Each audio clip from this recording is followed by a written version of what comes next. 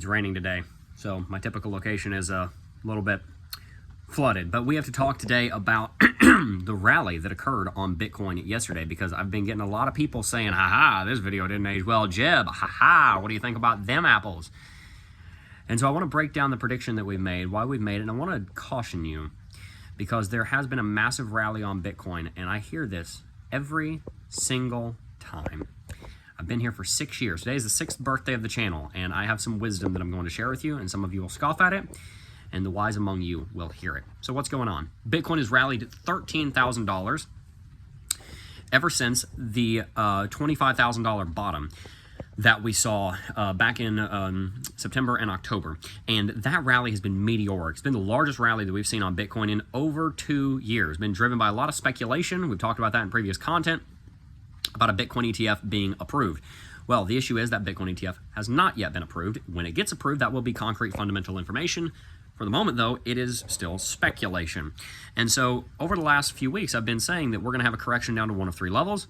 The first level is $35,000. We called for that correction to happen on Tuesday. Within 4 hours, it did.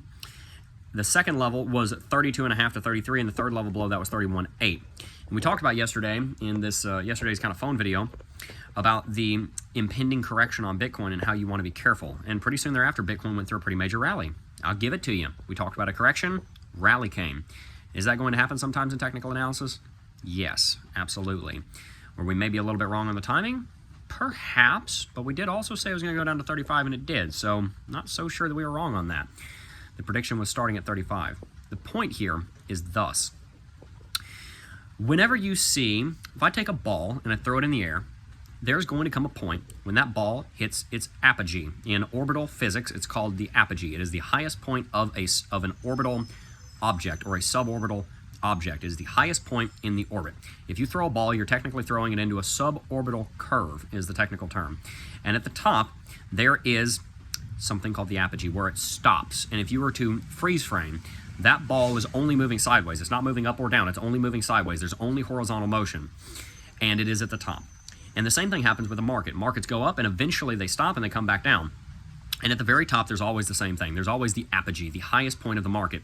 And the highest point of the market almost always comes in the form of either a blow-off candlestick, where basically it just shoots straight up and comes straight back down, or you have something called a spinning top. A spinning top is a candlestick with a body like this and then long wicks on either side. It literally looks like a dreidel. It looks like a spinning top. And the way that that looks, if you zoom in onto a shorter term time frame, basically the market goes up, then comes back down, and then comes back to baseline. And essentially, it's the market's way of showing that it's indecisive. It has not made a decision just yet. It's not sure which direction it's going to go next. If you are a single man, I am not, obviously. I'm married, happily married, and luckily, I will never have to go through the analogy that I'm about to share with you again. But if you're a single man, you may understand the feeling of walking up to a girl, or if you're a business person, you're a salesman, walking up to an individual and getting that just kind of queasy feeling in your stomach, the butterflies, right? And it's at that very moment that the indecision kicks in, that you end up turning around and walking the other way from the person you're going to go talk to, whether you're trying to sell them something or whether you're trying to get their phone number or whatever it is. It's when that indecision kicks in that you turn around and walk away. And it's the same thing in Bitcoin. Why? Well, the Bitcoin market is the manifestation of the machinations of the traders. It is simply a physical and, visual representation of human psychology. That's all a market is. So it acts very similar. People are very good at detecting a lack of self-confidence, and traders are very good at it as well, because they study psychology for a living, understanding the way that people think.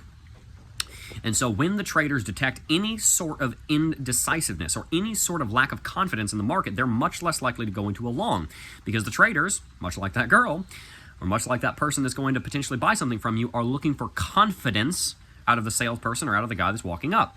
The traders realize that if there's not that much confidence, they're not going to buy that. They're not going to bite. And so what we have seen over the last 3 days has been a significant lack of confidence and consistency from the market. We saw a major crash down to 35. We saw a major rally within 14 hours all the way up to 38. And now we're back down to 36.5, right back where we started. It's hard to see because not one of the time frames really delineates the time properly, but it is definitely a spinning top. It does definitely indicate indecision, and it is the first time that we've seen a spinning top of this size during the course of this bull market, during the course of this bull run ever since $25,000, and it also corresponds with quite a lot of bearish RSI divergence on the daily chart. It also happens to correspond with Bitcoin hitting its 2-daily Lux Algo price target.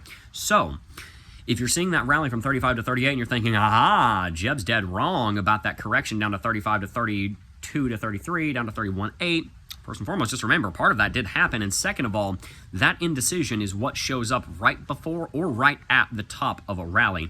And so we need to be very careful about thinking just because we went through a $3,000 rally that we're about to go through another $13,000 rally, because also keep in mind, we double topped. We did not set a new higher high. We double topped. Now we are putting into motion an ascending triangle pattern, and that's great, but the flagpole in the ascending triangle pattern points to 39. At this point, it's very possible that we rally up to 39 to 41 at most, and then we go through our major correction of potentially at that point up to $10,000. We could easily pull all the way back down to 30. I would caution you guys about not letting pride go to your head and thinking that you know that the market is going to go through another $5,000 to $10,000 rally like some people seem to think it's going to. It might. It is always possible, and I by no means want to tell you that it's not possible. What I do want you to do is I want you to be very careful, because we've already gone through a massive rally, and I cannot count on any number of hands how many times I have watched the market rally and rally and rally, and the fool is buying after it's rallied $13,000. The wise individual is saying, all right, either I already made this trade and I'm out, or I've missed the boat. I'm going to wait for the next correction and get in. But while I'm doing it, I'm going to continue to dollar cost average, because in 5 years, Bitcoin's going to be higher than it is right now anyway. So who gives? Who cares? We're going to dollar cost average.